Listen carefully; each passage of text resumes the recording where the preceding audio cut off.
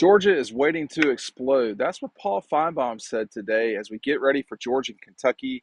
It's actually later tonight. Normally we record these a little bit ahead of time. It was such a long day on these Saturdays with 7 o'clock games. Georgia's the people are starting to notice this now. Not just Georgia fans. The Dogs are the only team in the country not to cover a line so far this season. They are 0-4-1. They also happen to be undefeated. So I think I think a lot of people would rather be undefeated than covering lines. But when you think about this, there's two different ways to look at it. Number one is that Georgia's not going to explode, and that the way they're winning or have won is a way that they're going to win, and at some point it's going to cost them, or it doesn't. You don't. Every season doesn't have to be nothing but blowouts on the way to a national championship. The 1980 Georgia team says hello. The other mode of thinking is, they're gonna explode on somebody because they always explode, and they've exploded this season. By the way, I mean when you think about the three non-conference games, there were in all three of those games there were moments where Georgia just zoomed past everybody. I saw the graphic today. I think it was on game day, but it might have been on ESPN on SEC Network. I'm not sure, but it talked about how low Georgia was, like 60 something in the country in first quarter scoring, and they were number three total in the second, third, and fourth quarter. And what they do is, when you think back in the Tennessee Martin game, they exploded in the third quarter. In the Ball State game, it was the second quarter. Against South Carolina, it was the third. Against Auburn, it was the fourth. Against UAB, it was the second quarter. I think it was second and third when they got to those 49 points. So when Paul's been doing this for a long time. He's been doing it longer than me, and a lot of people haven't. I'll just tell you that right now. So he can smell something too, but you got to see it. At some point you got to go do it. And those of us who cover the team, talk about this for a living. Those of us who watch. I mean, every single day of my professional career has been covering Georgia and covering the SEC. And when you see it up close for such a long time, um, when something that you expect to happen doesn't, you start to wonder about a lot of different things. Georgia's not been quite right this season in all phases of the game. I'm not sure beyond Washington, maybe, who has been that way the entire season or most of the season. So we're just, is Paul right? They're just, they're waiting to explode. Just because they're waiting to explode doesn't mean they're going to explode this week against a Kentucky team that's coming off. I mean, one of the biggest wins of the Mark Stoops era. I wouldn't say it's the biggest. I mean, you're talking about a program that's beaten Florida consistently, Tennessee, Penn State, you know, other teams. They'll get their crack at Alabama later this year, and that's not dissimilar from the Georgia game. Kentucky will have a chance to win that game, but as you hang out and lounge, in the backyard before the game and get ready for some of these other awesome matchups, this is a great Saturday of college football. You do wonder when is the time for when is Georgia going to explode? I don't know. It could be tonight. I would not at all be surprised if it was. I wouldn't be surprised if they exploded tonight. I wouldn't be surprised if they sort of kind of grappled their way to a 3 or 4 quarter win. I wouldn't be surprised if they got out to a lead and had to hold on. I mean, there's really it's hard to tell coming into a game what's really going to happen until you see the teams play. Hey, make sure you're checking out. I'm out here right now. We're going to grill out in a little bit, but this EcoPoly set right here is one of I don't know how many combinations. I think the combinations are somewhere around 1,000. And my suspicion is with the change, you see the two tone here, you can have millions of combinations. This is my math, not theirs. Um, and when we do not have TVs outside here in East Athens, but um, if you did, this is a comfortable chair. Here's a quick story about that. I won't take long.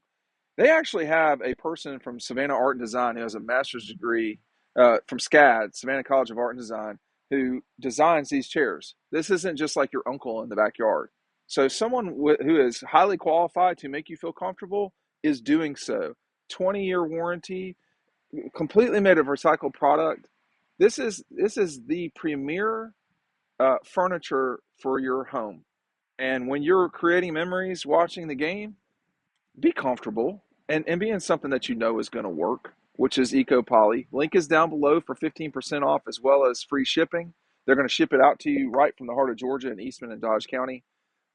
They've been great partners so far. Our buddies at Red Zone, they're sitting in an Eco Poly chair right now on this crazy Saturday, and it is going to be fun.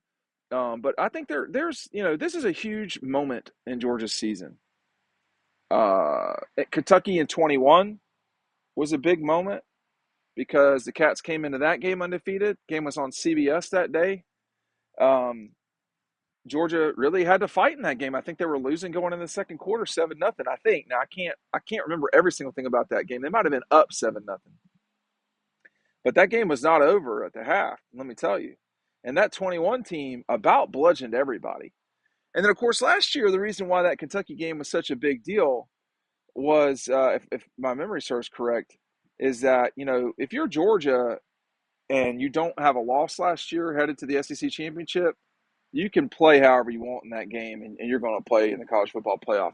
They did beat Kentucky in one of the toughest weather condition games that I've ever been in. I remember talking to Stetson Bennett after that game, just before we started like the interviews and stuff, and he was saying that was as bad as he had ever played in. The only other time that he could remember that was worse than that in terms of that, and he didn't play in the game, was 2019 Kentucky in Athens when the rain was coming down and it was cold.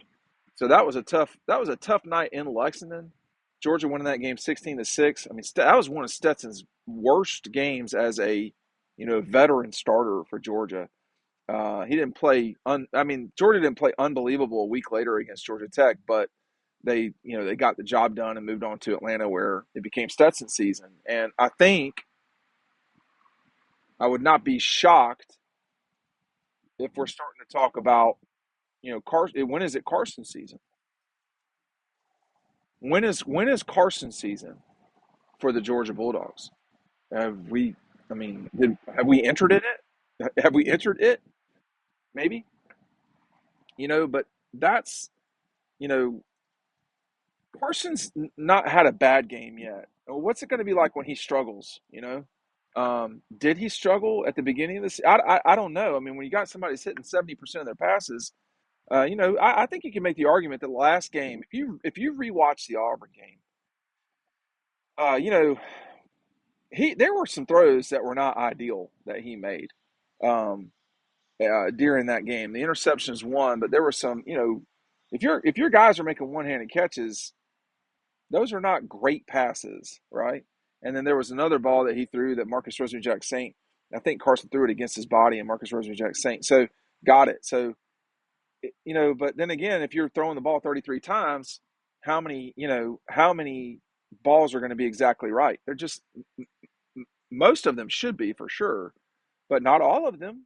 And that's the part that I think when you watch Carson, uh, he has definitely played better. He has definitely played better, and I know that as this season progresses, my suspicion is he will continue to get better because you should be adding players that Georgia's been missing. You already had Lad McConkey, who mattered a lot last week.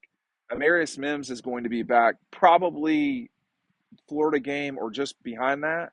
You're Georgia's not going to continue to play with one healthy scholarship running back. So it's been just Deshaun Edwards lately. You're still in the near future. You're going to have Andrew Paul, Robinson's going to be back, Kendall Milton will be back.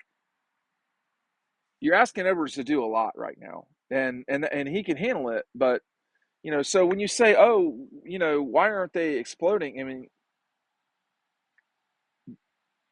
part of it is they're not as fine tuned as they have been, and they have a new quarterback. They are not playing with some of the players that they've had in seasons gone by. Now, A.D. Mitchell didn't play the entire season last year, but he played in the important parts.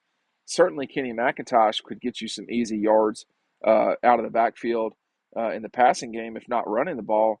Broderick Jones left. So you do have to make some adjustments. And then, the guy maybe they miss more than people realize, Darnell Washington, is not out there making the run game easier. I mean, that's what he did against Missouri. He made Missouri pay just for being on the field in the run game. And same thing with Mississippi State to some degree with Darnell. So this team is having to, stand up on its own and take it from there. But the team that we've seen these first 5 games is probably not the team in terms of offense that you're going to see the next 5 games. And that, with that said, on the defensive side of the ball, if you're the Dogs, if you can just keep Kentucky in front of you, it's going to be hard for the Cats to drive the ball and score touchdowns against this Georgia defense. Kentucky plays well. They have a particular style. It is the exact style, it seems, that Georgia has, or it's very similar. And I don't know, on the road, in your first real road game, that Kentucky is going to be able to do that to the Dogs. They may do that. I don't know. The last part of this and the last part of what I'll say as I'm comfortably lounging here in my Eco Poly set, is Georgia going to continue to turn the ball over at the pace at which it has these last 2 games? I don't think they will. I mean, you're talking about 5 turnovers in 3 games, in 2 games, excuse me. It's just not, that's not normal, and that's not what I would expect to see happen if you're the Georgia Bulldogs tonight. I think I've got the Dogs in a convincing win. We'll just see what happens. Thanks for watching. We'll see you at the game, and then we'll see you on Riding Home.